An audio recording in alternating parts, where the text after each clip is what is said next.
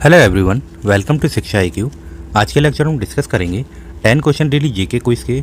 ये जो क्वेश्चंस हैं वेरियस एग्जाम में आए हुए क्वेश्चंस हैं जो आपके आने वाले एग्जाम में काफ़ी हेल्पफुल होंगे। लेक्चर स्टार्ट करने से पहले मैं बता दूं कि ये मेरा सेट 13 है। इससे पहले मैं और भी सेट अपलोड कर चुका हूँ, वो आप मेरे चैनल शिक्षा आईक्यू के प्लेलिस्ट में चेक कर सकते हैं। अगर आप पहली बार मेरी वीडियो को देख रहे हैं तो मेरे चैनल को अभी सब्सक्राइब कर लें और बेल आइकन पर प्रेस कर लें, जिससे कि मेरी आने वाली वीडियो का नोटिफिकेशन आप तक आ जाए। और इस वीडियो को शुरू से अंत तक जरूर देखिएगा। चलिए अपने क्वेश्चंस की शुरुआत करते हैं। हमारा फर्स्ट क्वेश्चन है, संसद के सदस्यों की अयोग्यता के संबंध में विवाद कौन तय करता है।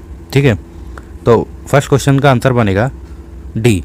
इसमें क्या होता है, जो हमारे प्रेसिडेंट ऑफ इंडिया होते हैं प्लस इलेक्शन जो कमीशन होते हैं वो आपस में परामर्श करते हैं कि जो सदस्य है वो अयोग्य है। ठीक है, अब बात करी जाए कि अयोग्यता के अंदर दो तरह की बात कही जाती है। ठीक है, पहली होती है रिगार्डिंग क्वालिफिकेशन, दूसरी होती है डिफेक्शन, जिसको दूसरे शब्दों में पार्टी चेंज कहते हैं। पार्टी चेंज कर ली। ठीक है, रिगार्डिंग में क्या होता है कि ये इंडिया का हो और क्या हो, जो इसकी सिटीजनशिप है वो क्या हो, बाहर की ना हो, बाहर की नहीं हो। ठीक है, अब बात कर लेते हैं ये डिफेक्शन। पार्टी चेंज, जैसे कि पार्टी चेंज कर ली हो, डिफेक्शन। ये जो डिफेक्शन है इसके लिए क्या है, लॉ बना था, एंटी डिफेक्शन लॉ। ये कब बना था, ये 52 अमेंडमेंट एक्ट 1985 में बना था। ठीक है, 1985 में बना था और इसको अनुसूची 10 में रखा गया है। ठीक है, किस में, अनुसूची 10 के अंदर रखा गया है, जिसको दल बदल भी बोलते हैं। क्या बोलते हैं, दल बदल। ठीक है, अगर मेंबर लोकसभा का है तो लोकसभा के अंदर सबसे सीनियर कौन है, स्पीकर, तो वो तय करेंगे कि ये अयोग्य है। अगर मेंबर राज्यसभा का है तो उसमें वाइस प्रेसिडेंट तय करेंगे कि ये अयोग्य है। ठीक है, चलिए अपने सेकंड क्वेश्चन पे आते हैं। हमारा सेकंड क्वेश्चन है, निम्नलिखित में से किस आंदोलन में महात्मा गांधी ने भूख हड़ताल का पहला प्रयोग एक हथियार के रूप में किया था। ठीक है, तो इसका जो आंसर होगा वो होगा डी, अहमदाबाद मिल स्ट्राइक 1918। ठीक है, इसमें क्या किया था, गांधी जी ने जो मजदूर थे उनके वेजेस को बढ़ाने की बात कही थी अहमदाबाद मिल स्ट्राइक में। ठीक है, जो मजदूर होते हैं उनकी दहाड़ी को बढ़ाने के लिए ये आंदोलन किया गया था। ठीक है, अब इसमें जो फर्स्ट ऑप्शन है हमारा नॉन कॉरपोरेशन मूवमेंट, असहयोग आंदोलन 1920 से 1922 तक चला था। ठीक है, इसमें क्या हुआ था, 1920 में एक महान व्यक्ति बाल गंगाधर तिलक इनकी मृत्यु हो गई थी। ठीक है, मृत्यु हो गई थी। और एक और घटना घटी थी, चोरी हत्याकांड। ठीक है, हत्याकांड। इसमें क्या हुआ था, 5 फरवरी 1922 को। ठीक है, ये घटना घटी थी। इसमें 22 पुलिस वालों को जिंदा जला दिया गया था। और ये जो सेकंड ऑप्शन है हमारा रॉलेट एक्ट, मतलब रॉलेट सत्याग्रह 1999, इसको गांधी जी ने क्या है, काला कानून नाम दिया था, काला कानून। ठीक है, इसमें क्या हुआ करता था कि अगर कोई 4 व्यक्ति हैं या 5 व्यक्ति हैं इकट्ठे खड़े हुए हैं ग्रुप में, तो उनको क्या है, जो पुलिस वाले हुआ करते थे वो उन्हें बिना किसी बात के ले जाया करते थे और गिरफ्तार करके और जेल में डाल दिया करते थे। ना तो इसमें क्या है कोई दलील हुआ करती थी और ना कोई वकील हुआ करता था इसमें। ठीक है, क्योंकि इसमें जो एक्ट लग जाता था, मतलब जो धारा लगती थी वो ये एक्ट 144। ठीक है, इसमें सेक्शन 144 के अकॉर्डिंग इन्हें गिरफ्तार कर लिया जाता था। ठीक है, फोर्थ ऑप्शन दे रखा है बारदौली सत्याग्रह। ये क्या हुआ था, ये 1928 में हुआ था। ठीक है, और इसको किसने लीड किया था, इसको सरदार वल्लभ भाई पटेल ने लीड किया था। इसमें टैक्स के संबंधी ये सत्याग्रह हुआ था, ठीक है। और जो इसका सॉर्ट आउट हो गया था, ये सत्याग्रह इसका समाधान हो गया था, तब जो गांव की जो महिलाएं थीं उन्होंने वल्लभ भाई पटेल को क्या है, सरदार की उपाधि दी थी, ठीक है। और गांधी जी, अगर ऑप्शन में गांधी जी आए तो आप गांधी जी को टिक करेंगे, नहीं तो गांव की महिलाएं, ठीक है। चलिए अपने थर्ड क्वेश्चन पे आते हैं। हमारा थर्ड क्वेश्चन है, निम्नलिखित में से कौन सी जोड़ी सही ढंग से मेल नहीं खाती। इसमें 4 ऑप्शन दे रखे हैं और मैं ये उसके सामने ऑप्शन है, इसमें ये बताना है ये सही है कि नहीं है, ये जो जोड़ी है वो सही है कि नहीं सही है, ठीक है। देखिए, जो हर्षवर्धन थे उनके टाइम में हेमचंद आए थे, ठीक है, तो ये ऑप्शन सही है। अकबर, टोडरमल, जो टोडरमल थे अकबर के टाइम में थे, ठीक है, वो कौन थे, उनके टाइम में ये क्या वित्त मंत्री थे। चाणक्य, चंद्रगुप्त, चंद्रगुप्त के शासन में क्या है चाणक्य थे, ठीक है। ये विक्रमादित्य और चैतन्य, ये रॉन्ग होगा। जो चैतन्य थे वो कौन थे, हिंदू मॉन्क थे, कौन थे, हिंदू मॉन्क, इसलिए क्या है ऑप्शन डी रॉन्ग होगा। चलिए फोर्थ क्वेश्चन पे आते हैं। हमारा फोर्थ क्वेश्चन के Simon commission was formed to review, जो साइमन कमीशन था वो किस लिए आया गया था, किस लिए इसका गठन किया गया था, ठीक है। ये जो साइमन कमीशन था वो 1927 में आया था सबसे पहले तो, ठीक है। और इसको गांधी जी ने क्या बोला था, इसका जो नाम था वो इसको वाइट कमीशन भी कहा जाता था। वाइट कमीशन वो क्यों कहा जाता था, क्योंकि इसमें जितने भी लोग थे वो सबके सब गोरे ही थे, कोई भी इंडियन नहीं था, ठीक है। इसलिए क्या है इंडियन नहीं था। और ये जो कमीशन था ये हमारे ऊपर ही लगाया जा रहा था। और ये किस लिए आया था, ये द्वेष शासन का रिव्यू करने के लिए आया था कि, और ये द्वेष शासन हमारे ऊपर ही लगाया जा रहा था और हमारे कोई मेंबर ही नहीं था।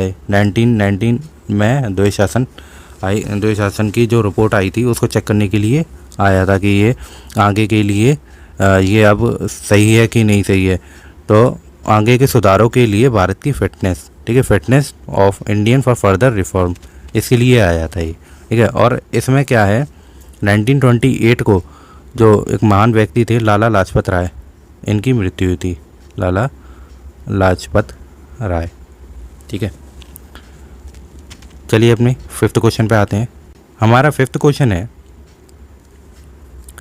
अंग्रेजों द्वारा अपनाई गई भूमि निपटान की निम्नलिखित में से किस प्रणाली ने किसानों के हितों को अधिक सुरक्षा प्रदान की, ठीक है।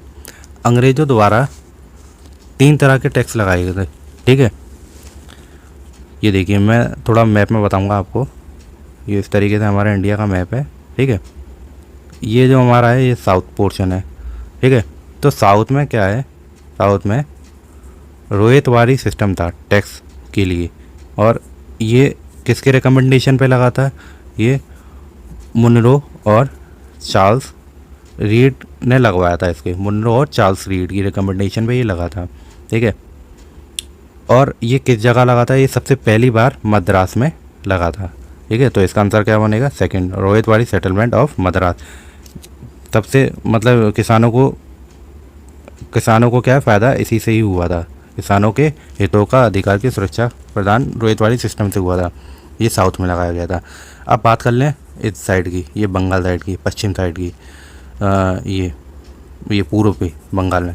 तो ये पूर्व साइड में क्या है, पूर्व साइड में जमींदारी प्रथा चलती थी। जमींदारी में क्या हुआ था, जमींदारी प्रथा में जो जमींदार हुआ करते थे वो टैक्स वसूला करते थे गांव वालों से या मजदूरों से, सब लोगों से ज़मींदार वसूला करते थे और ज़मींदार सरकार को टैक्स दिया करती थी, ठीक है। यहाँ पे बंगाल साइड में ज़मींदारी प्रथा थी, और ये राजस्थान साइड में और इधर ये पश्चिम साइड में कौन सी टैक्स वसूलने की थी, मेहरवाड़ी, कौन सी, मेहरवाड़ी टैक्स।